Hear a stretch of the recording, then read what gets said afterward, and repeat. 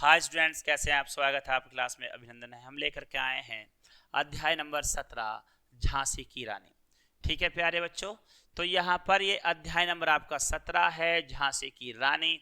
बहुत ही अच्छे से पढ़ेंगे और समझेंगे, जानेंगे। झांसी की रानी या झांसी की लक्ष्मीबाई जो रही हैं, उन्होंने देश की क्रांति में 1857 क्रांति में बहुत अच्छे से बढ़ चढ़ करके भाग लिया था और देश के क्रांति वीरों की तरह उन्होंने भी अपनी कुर्बानी दी है प्यारे बच्चों। तो उन्हीं के बारे में यहाँ पर पढ़ेंगे, झांसी की रानी के बारे में पढ़ेंगे। यहाँ पर सारांश है आपका पाठ 17 झांसी की रानी। ठीक है, रानी लक्ष्मीबाई देश की महान वीरांगना थी। उन्होंने एक स्त्री होते हुए न केवल कुशलतापूर्वक अपने राज्य का संचालन क्या बल्कि आवश्यकता पड़ने पर शस्त्र उठाए और युद्ध के मैदान में अंग्रेजों से लोहा भी लिया। उनकी वीरता की प्रशंसा शत्रुओं ने भी की थी। यह कविता उसी महान वीरांगना को समर्पित है। ठीक है, तो मैं कह रहा था आपसे, मैं बता रहा था कि उन्होंने अंग्रेजों से युद्ध किया था और अंग्रेजों से युद्ध करते करते वो वीरगति को प्राप्त हो गई थी। ठीक है, तो उन्हीं पर ये एक रचना है, बहुत सुंदर रचना, जिसको आप पढ़ेंगे और जानेंगे। मैं इसे ऊपर कर लेता हूं ताकि ये आप बार बार परेशान ना करे आपको प्यारे बच्चों। ठीक है, ये लीजिएगा। सिंहासन हिल उठे, राजवंशों ने भ्रुकुटी तानी थी, बूढ़े भारत में आई फिर से नई जवानी थी। राजवंशों ने भ्रुकुटी तानी थी, यानी कि कहने का तात्पर्य ये है कि जिस समय ये बात है, समय की बात है, बूढ़े भारत में आई फिर से नई जवानी थी, यानी कि सिंहासनों में बड़ी समस्या होने लगी थी, राजवंश टूट रहे थे और उनको चलाने वाला कोई नहीं दिखाई दे रहा था। तो उस बूढ़े भारत में आई फिर से एक नई जवानी थी। तो उस समय में आकर के जब महारानी लक्ष्मीबाई आई तो ऐसे मानेगा जैसे फिर से बूढ़े भारत में एक जान आ गई हो। गुम हुई आज़ादी की कीमत सबने पहचानी थी, और जो आज़ादी गुम हो रही थी, जो लग रहा था कि अभी देश आज़ाद नहीं होगा, यह हमेशा अंग्रेजों का गुलाम रहेगा, तो यह एक सपना रहा और लोगों के मन में ये बात हो गई कि अब हम हार चुके हैं, हम अब कभी आज़ाद नहीं होंगे। तो ये मानेगा वहाँ पर गुम हुई आज़ादी की कीमत सबने पहचानी थी। तो महारानी लक्ष्मीबाई के आने से फिर मन में सबके में उत्साह आ गया और सबके मन में ये रहा कि चलिए ठीक है, कम से कम इनके आने से हमें फिर से आज़ादी का सपना देखने को मिलेगा। दूर फिरंगी को करने की सबके मन में ठानी थी। फिरंगी मतलब थे अंग्रेज। दूर फिरंगी को करने की सबने मन में ठानी थी। सबने मन में यह ठान लिया था कि हमें फिरंगियों को दूर करना है, भगाना है।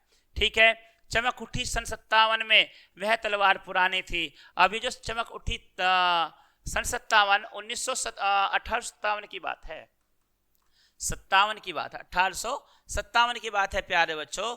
चमक उठी सन 57 में, वह तलवार पुरानी थी, और जो तलवार उठी है भले उसे लेकर के महारानी लक्ष्मीबाई लेकर के आई हैं, वो राजवंशों का खून है, राजवंशों की तलवार है। और पुरानी तलवार जिसको लोग सोच रहे थे जंग लग चुका है, खत्म हो चुकी है, वो फिर से उठ गई है और फिर से महारानी लक्ष्मीबाई ने उसको तान लिया है। बुंदेले हर बोलो के मुख, हमने सुनी कहानी थी, और ये सारी बातें हमने बुंदेलखंड वासियों के मुख से सुनी हैं। वो लोग हमें बताते हैं कि ऐसा हुआ था 1857 की क्रांति में कि एक रानी थी महारानी लक्ष्मीबाई, उन्होंने पहले युद्ध किया, अंग्रेजों को उंगली तले चने चबवा दिए, और उसके बाद में उन्होंने ये मानेगा जो है अपनी एक कहानी लिखी।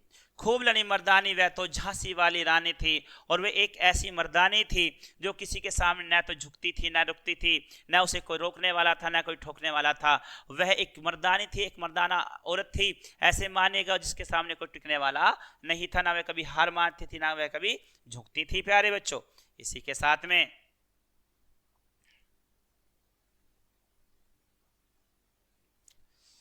ठीक है, लक्ष्मी थी या दुर्गा थी। अब देखेगा, यहां पर आती है लक्ष्मी थी या दुर्गा थी, वह संवीरता का अवतार, देख मराठे पुलकित होते उसकी तलवारों के बाद। अब लोगों को यह समझ नहीं आ रहा कि वह लक्ष्मी है या दुर्गा है, वह संवीरता का अवतार।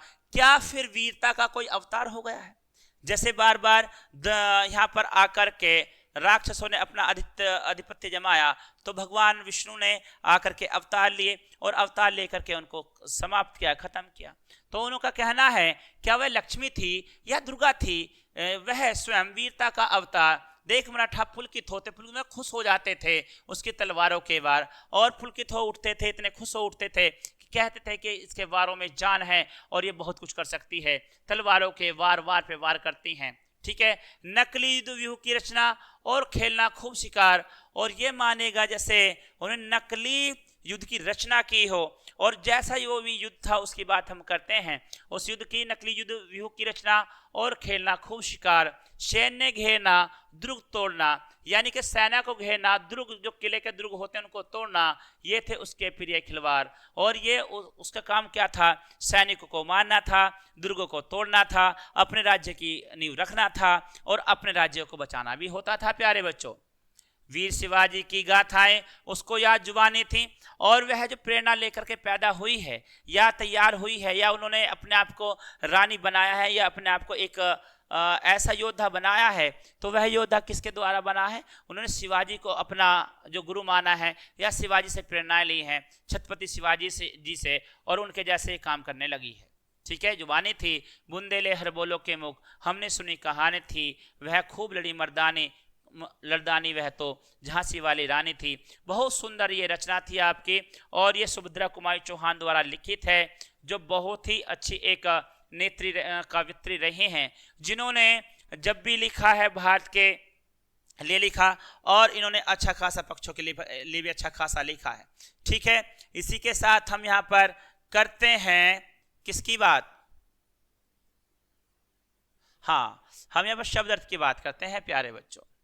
ठीक है, ये लीजिएगा, राजवंश राज परिवार की बात करता है, भ्रुकुटी तानना क्रोधित होना होता है, नई नवीन होता है, गुमी हुई खोई हुई होता है, कीमत महत्व होता है, फिरंगी अंग्रेजों को फिरंगी कहते थे, पुलकित होना प्रसन्न होना, मर्दानी वीरता में पुरुषों जैसे गुण रखने वाली स्त्री, वार माने प्रहार है, दुर्ग माने किला, और गाथाएं माने कथाएं होती हैं। प्यारे बच्चों, इसी के साथ में यह कहानी यह कविता आपकी खत्म होती है। आपने इसको पढ़ा, जाना और समझा, और अच्छे से पढ़ा। हम जो सुभद्रा कुमारी चौहान हैं, उन्होंने वीरता की बात यहाँ पर करी है, महारानी लक्ष्मीबाई के बारे में बताया है कि सन 1857 में महारानी लक्ष्मीबाई ने मराठाओं की तरफ से युद्ध करते हुए देश को आज़ादी की तरफ ले जाकर के खड़ा किया था, और देश की आज़ादी में एक ऐसा ये प्रकाश फैला करके गई जो लोग सोच रहे थे कि ऐसा कभी नहीं हो सकता है। उन्होंने भी इस बात को स्वीकारा और आज़ादी को उन्होंने मानने को वो विवश हो गए। इसी के साथ मैं लेता हूँ आपसे विदा, मिलते हैं अगली क्लास में, तब तक के लिए गुड डे, गुड लक।